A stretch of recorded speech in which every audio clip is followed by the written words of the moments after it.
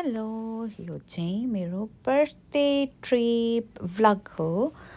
हामी चाहिँ 2026 मे 24 मेरो बर्थडेको दिन हामी गोथेनबर्ग जाने प्लान गरेर एकदम सडन प्लान थियो।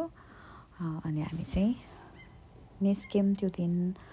फर्स्टमा हेलसिङ्गर, अनि हेलसिङ्गरबाट बोट लिएर हेलसिङ्बर्ग, अनि त्यहाँबाट 3 आवर्सको ड्राइभ गरेर वहाँ गोथेनबर्ग गयौँ। अनि फर्स्टमा चाहिँ यो आर्चिपेलागो भन्ने त्यो सबै आइल्यान्डहरू त्यो पहिला भिजिट गरेर अनि मात्रै होटल जाने भन्ने प्लान भयो। अनि त्यही भएर हामी फर्स्टमा त्यतातिर गयौँ। एकदम नयाँ एक्सपिरियन्स भयो, किनभने आइल्यान्ड त बरु गएको पनि छ होला, तर आर्चिपेलागो भनेको चाहिँ सानो सानो आइल्यान्डहरू छेउछेउमै कस्तो रमाइलो रहेछ। अनि हामी त्यहाँ गयौँ बोट लिएर, फेरि पनि एकदम धेरै बोट चढियो त्यो बेलामा। अनि घुम्यौँ गोथेनबर्ग। अनि त्यहाँ एकछिन भिडियोहरू बनायौँ, एकछिन नाच्यौँ। म बच्चाहरूलाई एकछिन नाच यस्तो गरौँ न भनेर भन्दैछु। उनीहरू एकछिनमा ओके भन्छन्, एकछिनमा नाइ म त भिडियोमा आउँदिनँ भन्छन्, घरि के भन्छन्। त्यही हो, रमाइलो गर्दै गर्दै हामी पुग्यौँ। भ्यूहरू हेर्नुहोस् कस्तो राम्रो छ। Enjoy the moment.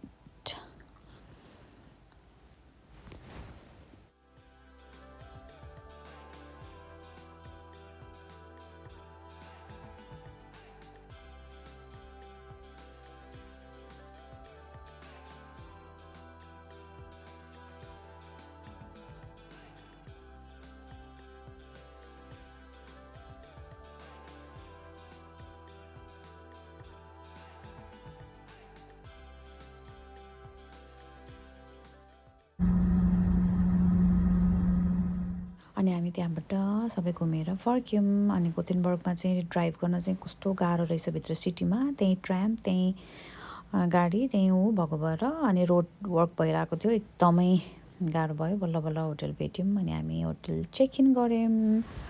अनि फिफ्थ फ्लोरमा थियो। अनि बच्चाहरू एकदम एक्साइटेड थिए, खुसी भइरहेका थिए। अनि हामी गएर सबै रुमहरू चेक गऱ्यौँ, आफ्नो सामानहरू सबै राख्यौँ। अनि फेरि फ्रेस भएर अनि फेरि तयार भएर अनि बाहिर जाने भन्ने प्लान थियो। त्यही भएर पहिला रुम चेक गऱ्यौँ, सबै कुरा राख्यौँ ओर्यौँ। अनि फेरि हामी बाहिर निस्क्यौँ।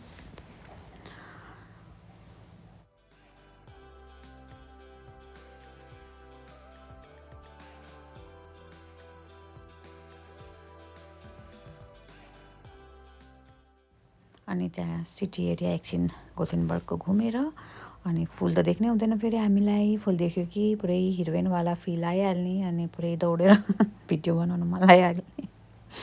हामीले त्यस्तो गऱ्यौँ। अनि एउटा पार्क रहेछ त्यहाँनिर, एकदम ब्युटिफुल पार्क। अनि त्यहाँ पार्कमा पनि गयौँ एकछिन। अनि त्यहाँ बच्चाहरू खेल्ने ठाउँ रहेछ। उनीहरू अनि बच्चाहरू त्यहाँ खेल्न थाले। एकछिन रमाइलो भयो उनीहरूलाई पनि। बच्चाहरूसँग गएपछि चाहिँ आफ्नो रमाइलो मात्रै हेरेर पनि भएन, उनीहरूलाई कहाँ म खेल्ने, कहाँ म के गर्ने भनेर हुन्छ नि त। अनि त्यही भएर उनीहरूलाई एकछिन पार्कमा लगेर एकछिन खेल्न दियौँ। आर्सालाई भन्दा पनि आश्वी अलिक सानो भएकोले। त्यही हो।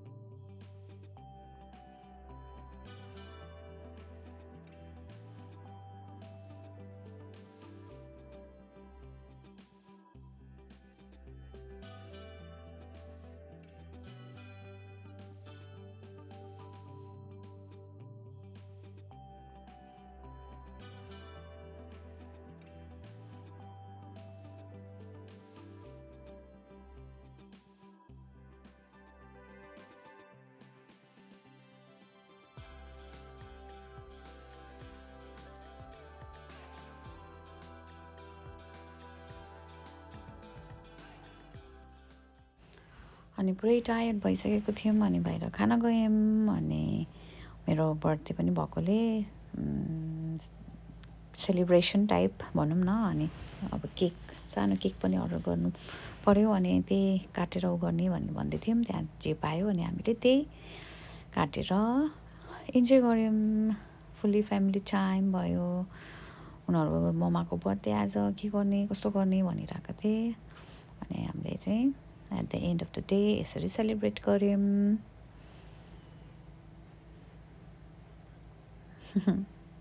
मक्क छु म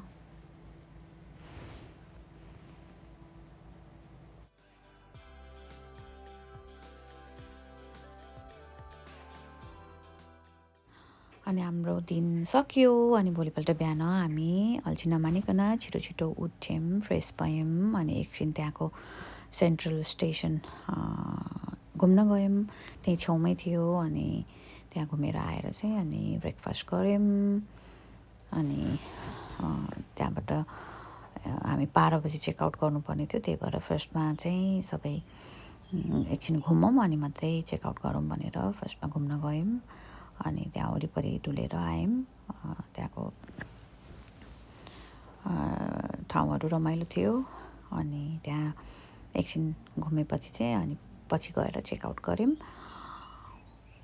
हामी त्यहाँ घुम्दैछौँ वरिपरि अनि यो चक्लेट सपमा गएको थियौँ यति धेरै यति भेराइटिजहरू थियो चक्लेटको अनि आशा-आश्वीले उनीहरूले छाने उनीहरूले किने अनि पापा पनि यहाँ बच्चा पल्टिँदैछ एकछिन अनि त्यस पछाडि चाहिँ हामी वरिपरि डुलेर अनि पछि ब्याक भयौँ दुवैजना यस्तो टायर्ड थियो दुवैजना त्यसरी सुतिरहेका छन् अनि हामी चाहिँ ब्याक भयौँ हेलसिङबोर्ग आएर अनि फेरि बोट लिएर अनि साँझ घर आइपुग्यौँ थ्याङ्क्स फर वाचिङ गाइज एकदमै रमाइलो ट्रिप भएको थियो हाम्रो एकदम सडन प्लानमा हामी 2 डेज त्यसरी घुमेर आयौँ कहिलेकाहीँ लामो प्लान गरेर कतै गइन्छ भने कहिलेकाहीँ एकदम सर्ट टाइममा ल जाऊँ न त जाने भयो भनेर हिँडेको प्लान पनि एकदमै रमाइलो भयो अनि त्यसमाथि मेरो बर्थडे थियो बर्थडे ट्रिप भनेर मलाई त्यस्तो सरप्राइज भनौँ न त्यसरी